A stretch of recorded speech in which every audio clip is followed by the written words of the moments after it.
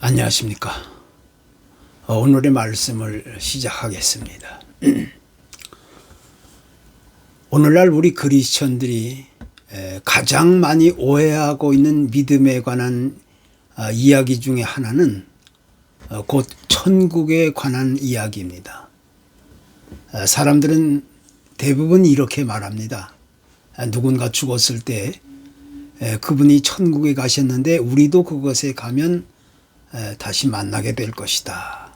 또 만약 당신이 죽는다면 당장 천국에 갈 수 있겠느냐, 이런 말들을 흔하게 듣게 됩니다. 그러니까 이 말은 천국이란 우리가 죽으면 가게 될 곳이 분명히 어딘가에 존재한다는 이야기가 됩니다.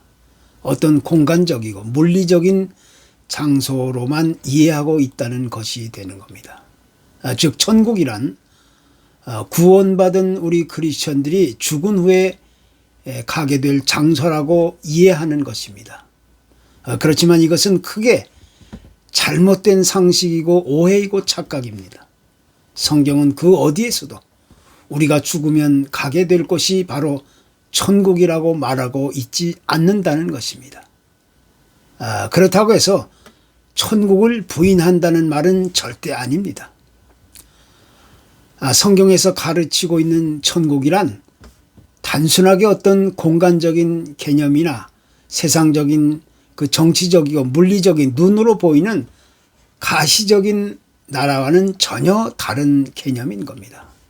어디까지나 이것은 하나님이 통치하는 영역 안에 속해 있는 것이고 하나님이 직접 다스리는 그런 나라라는 개념입니다. 그래서 하나님의 나라를 올바로 우리가 이해하기 위해서는 그보다 앞서서 부활의 개념을 우리가 우선적으로 이해할 필요가 있는 겁니다. 다시 이야기한다면 예수님이 이 땅에 오셔서 우리의 죄를 대신하여 십자가에 죽으셨다가 죽은 지 3일 만에 다시 살아나셨다는 것은 다시 말하면 그것을 부활이라고 우리는 말합니다. 그리고 그렇게 부활하신 주님은 이 세상에 다시 오시는 날, 그때 우리도 그와 함께 부활할 것이라는 사실을 성경은 약속해 주고 있습니다. 그래서 이와 같은 사실들을 올바로 깨달아 알고 믿는 것이 부활신앙이 되는 것이고, 그런 부활신앙을 가지고 우리가 세상을 살아가게 될 때 결국 우리는 최종적으로 천국에 들어가게 되고, 이것이 진정한 그리스도의 복음의 메시지고 또 진정한 영적인 신앙이라고 우리는 말할 수 있게 되는 겁니다. 만약에 이런 사실들을 무시하고 우리가 죽으면 그저 단순하게 당장 천국으로 가면 된다, 이렇게 얘기하게 된다면 우리가 세상에 살아가는 동안 나의 현재의 삶을 변화시켜 갈 그런 아무런 수고나 노력도 할 필요가 없어지게 되는 겁니다. 그러니까 천국이란 우리가 죽으면 가게 될 어떤 특별한 지정된 장소를 이야기하는 것이 아니라 예수님의 죽음과 부활을 통한 그 믿음을 가지고 또 이 세상을 살아가는 동안 아주 부단하게 변화를 거듭해 가면서 살아가는 것이 곧 진정한 믿음의 사람이라고 우리는 말하게 되는 겁니다.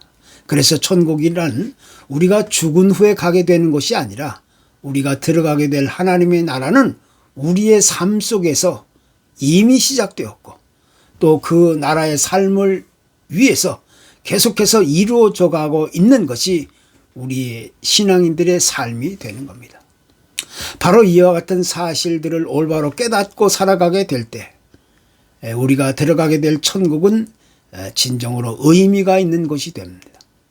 그리고 그런 사실들을 뒷받침해 주는 그 부활의 신앙은 더 큰 능력과 힘을 발휘하게 되는 겁니다.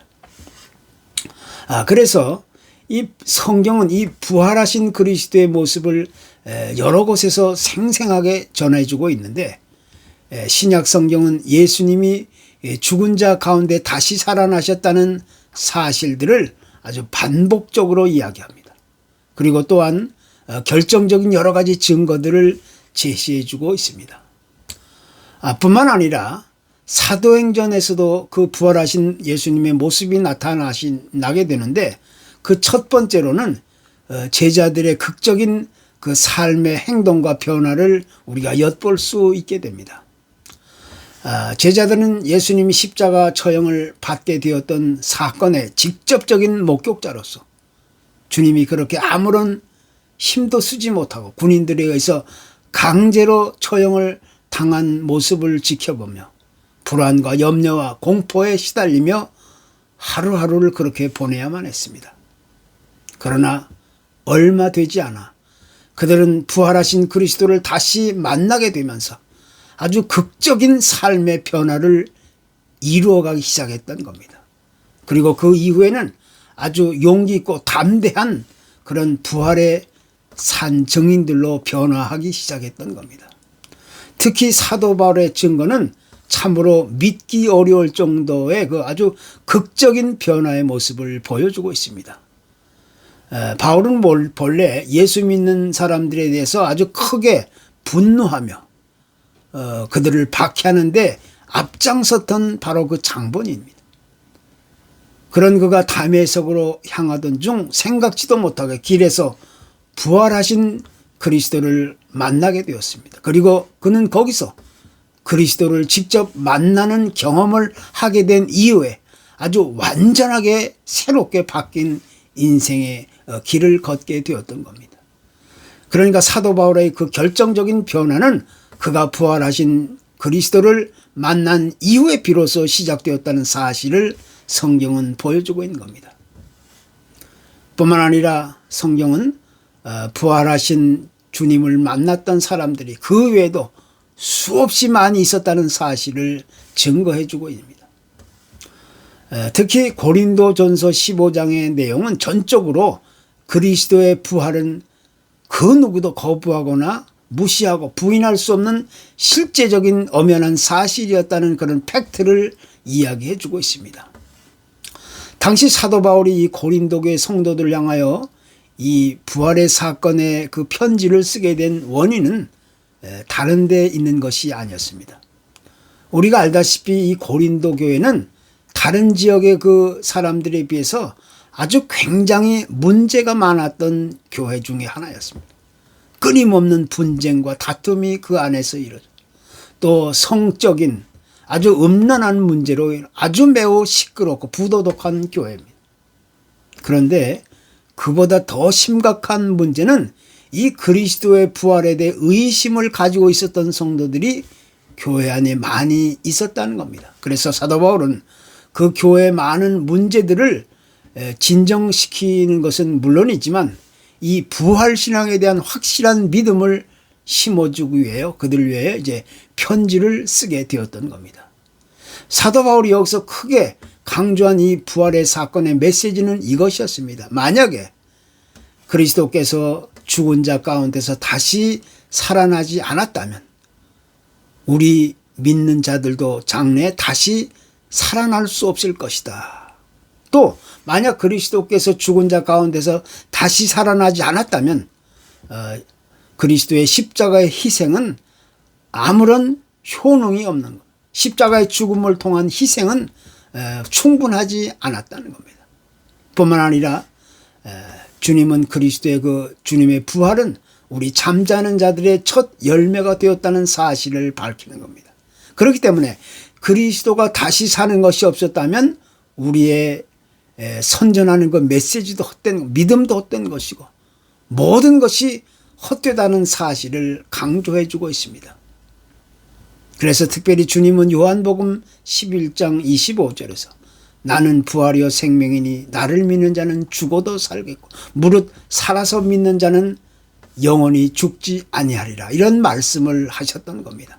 이런 말씀을 주님이 직접 하셨다는 것은 곧 자기 자신이 십자가에 죽으셨다가 다시 살아나신다는 사실을 사전에 예고해 주셨다는 사실이라는 것을 우리가 보게 되는 겁니다.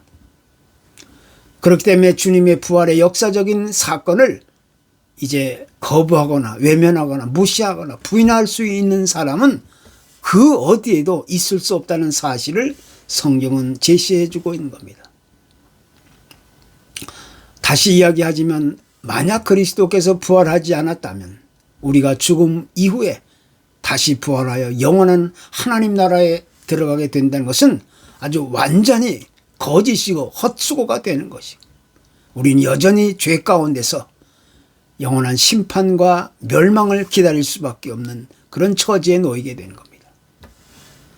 이제 우리 그리스도인들이 이 세상에 살아가는 동안 때로는 어려움을 겪기도 하고 애매한 손해를 보기도 하고 또 무시를 당하고 조롱을 받고 또 왕따를 당할 수도 있지만, 그래도 우리가 낙심하지 않고 내일의 소망을 가지고 살아가게 되는 가장 큰 이유가 있다면 그것은 영원한 하나님의 나라가 우리를 위해 준비되어 있다는 것입니다. 우리가 죽음을 맛본 이후에는 이제 때가 되었을 때 비로소 다시 부활하여 주님을 만나보게 될 것이라고 성경은 약속하고 있습니다.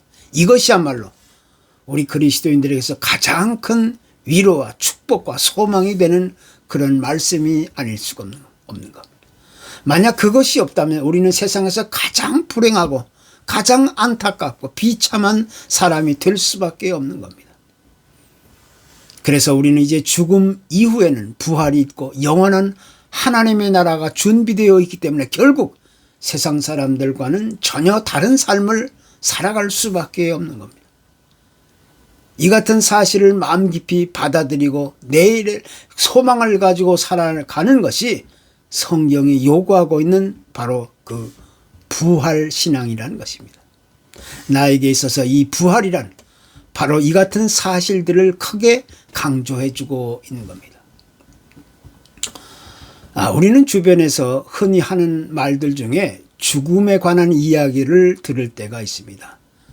그 가운데는 미처 생각지도 못했던 그 죽음의 문제가 갑자기 닥쳤다는 것인데, 가까운 친구나 친지가 죽었다는 이야기도 있고 사랑하는 가족을 잃어버리게 되었다는 이야기도 있고 또 갑작스런 사고나 재난, 전쟁 등으로 인해 죽음을 맛보기도 하고 때로는 어린 나이로 세상을 떠나게 되었다는 슬픈 이야기도 있고 또 어떨 때는 그렇게 잘 믿던 성도가 새벽 기도를 마치고 집으로 돌아오는 중에 불의의 교통사고를 당해 세상을 떠나게 되었다는 이야기도 있는 겁니다. 이런 이야기들을 듣게 되다 보면 나도 모르는 사이에 하나님은 참으로 얄밉고 무심한 사람이라고 생각할 수도 있고, 어떻게 하나님이 그렇게 하실 수 있는가, 하나님을 원망하고 불평하고 불만을 터뜨릴 수도 있는 겁니다.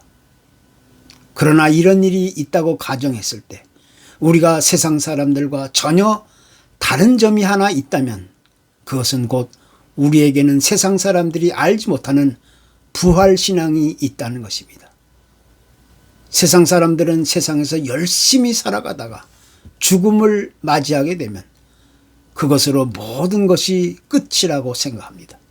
하지만 우리 믿는 성도들에게 있어서 이 죽음이란 완전히 끝나는 것이 아니라 거기서부터 또 다른 새로운 영원한 영적인 세계가 시작된다는 것입니다. 그러니까 죽음이란 영원한 생명으로 나아가는, 이어지는 중요한 관문이 되고 있는 겁니다. 그래서 죽음 이후에 우리가 맛보게 될 이 부활을 통해서 영원한 하나님 나라에 들어가게 되는 겁니다. 이것을 소망하고 기대하고 기다리고 살아가는 것이 곧 부활 신앙인 것입니다. 따라서 우리에게 있어서 이 부활의 의미는 그 무엇으로도 비교할 수 없는 크고 놀라운 영적인 신비한 비밀이 되고 있는 겁니다. 세상의 사람들은 누구나 죽음의 권세 아래 살고 있기 때문에 이 부활의 문제에 있어서만큼은 인간의 지식이나 이성이나 경험이나 논리로서 혹은 분명한 증거들이 차고 넘친다 할지라도 그것을 믿거나 이해할 수 없는 그런 자리에 빠지게 되는 겁니다. 또 아무리 뛰어난 두뇌와 과학과 기술과 능력이 있다 할지라도 부활이란 믿을 수 없는 사건이 되는 겁니다. 그 이유는 부활이란 우리 인간의 육체적인 사고와 인지 능력을 뛰어넘어 영적인 세계의 사건이기 때문입니다. 그래서 영적인 세계의 사건은 오직 믿음으로라야 올바로 깨달아 알고 믿고 받아들일 수 있는 겁니다. 즉 부활의 사건은 영적인 신비한 비밀이기 때문이라는 겁니다. 그래서 부활신앙이란 눈으로 보고 이해하고 깨닫고 받아들이는 것이 아니라 제일 먼저 믿음으로 받아들일 때 비로소 영적인 눈이 뜨여지게 된 것이고, 그래서 세상 사람들은 이 믿음을 알지 못하고 믿음을 제외시키기 때문에 이런 크고 놀라운 부활의 사건을 받아들일 수 없게 되는 겁니다. 따라서 우리 기독교의 가장 근본적인 뿌리와 기초는 곧 이 믿음, 부활 신앙에서부터 시작된 겁니다. 나에게 있어서 이 부활의 의미는 바로 이 믿음에서 출발한다는 사실을 오늘 성경은 우리에게 레슨해 주고 있는 겁니다. 감사합니다.